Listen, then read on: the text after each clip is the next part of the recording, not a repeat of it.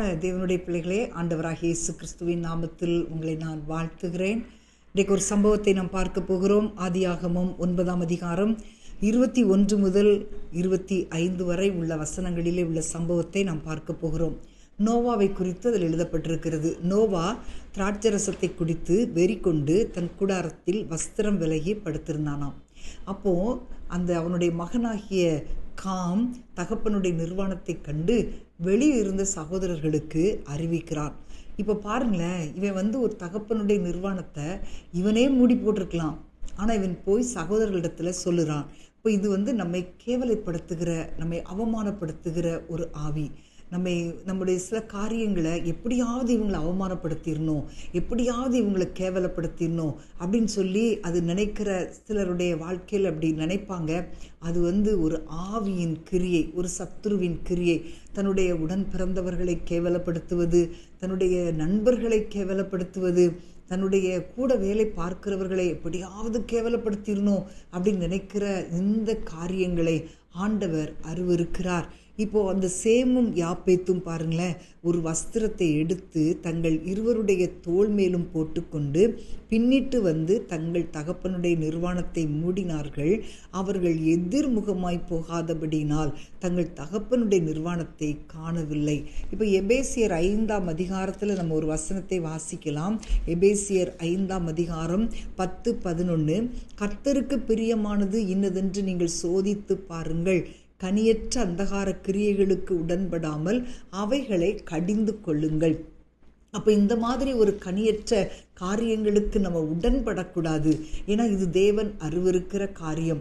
எப்படியாவது மற்றவர்களை அவமானப்படுத்தணும்னு நினைக்கிற செயல் தேவன் விரும்பாத காரியம். இன்றைக்கு சேமும் யாப்பேத்தும் அந்த நிர்வாணத்தை பார்க்கல.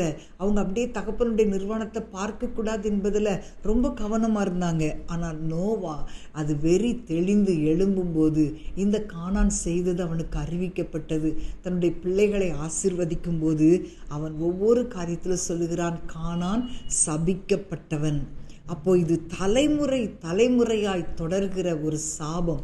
அந்த தகப்பனுடைய சாபம் அந்த கானானுடைய வாழ்க்கையிலே, அந்த காமுடைய வாழ்க்கையிலே தலைமுறை தலைமுறையாக தொடர்ந்து வந்தது. அன்பான தேவனுடைய பிள்ளைகளே, இன்றைக்கு நீங்கள் உங்களை கொஞ்சம் ஆராய்ந்து பாருங்கள். நீங்கள் மற்றவங்களுடைய வாழ்க்கையில காணப்படுகிற அவதூறான காரியங்களை, கேவலமான காரியங்கள் ஒருவேளை இருக்கலாம், பாவமான காரியங்கள், அந்த காரியங்கள் எல்லாம் நம்ம மற்றவர்களுக்கு சொல்வதில் ரொம்ப தீவிரமாக இருக்கிறோமா? அதை கொஞ்சம் ஆராய்ந்து பார்ப்போமா? அவங்கள எப்படியாவது அவமானப்படுத்தணுன்றதுல ரொம்ப குறியாக இருந்தீங்கன்னா கர்த்தருடைய சாபம் உங்கள் தலைமுறையை பின்தொடரும். ஆகவே நீங்கள் ரொம்ப ஜாக்கிரதையாக இருக்கணும். அன்பான தேவனுடைய பிள்ளைகளே, நீங்கள் ஜாக்கிரதையாக இருந்து இந்த காரியத்திற்கு உங்களை விலகி பாதுகாத்து கொள்ளும்போது கர்த்தருடைய ஆசீர்வாதம் உங்களுடைய வாழ்க்கையிலே வந்து சேரும். நாம் ஜெபிப்போமா? அன்பின் ஆண்டவரே, ஸ்தோத்திரிக்கிறோம் அப்பா. தகப்பனே, இன்றைக்கு நாங்கள் கற்றுக்கொண்டதை போல எங்களுடைய வாழ்க்கையிலே மற்றவர்களை அவமானப்படுத்தும்படி, அவர்களை கேவலப்படுத்தும்படி செயல்பட நினைக்கிற, எங்களை தூண்டுகிற பொல்லாத பிசாசின் தந்திரங்களுக்கு நாங்கள் எதிர்த்து நிற்க எங்களுக்கு கிருபை தருவீராக. தகப்பனே, உமக்கு பிரியமானது இன்னதென்று ஒவ்வொரு நாளும் நாங்கள் சோதித்து பார்த்து இப்படிப்பட்ட சபிக்கப்பட்ட காரியங்களுக்கு எங்களை விலக்கி விடுவித்து கொள்ள கிருபை தருவீராக.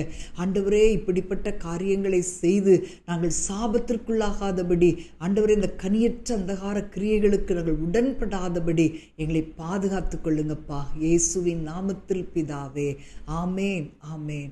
அன்பான தேவனுடைய பிள்ளைகளே, இன்றைக்கு நாம் ஆசீர்வாதத்திற்கென்று அழைக்கப்பட்டவர்கள்.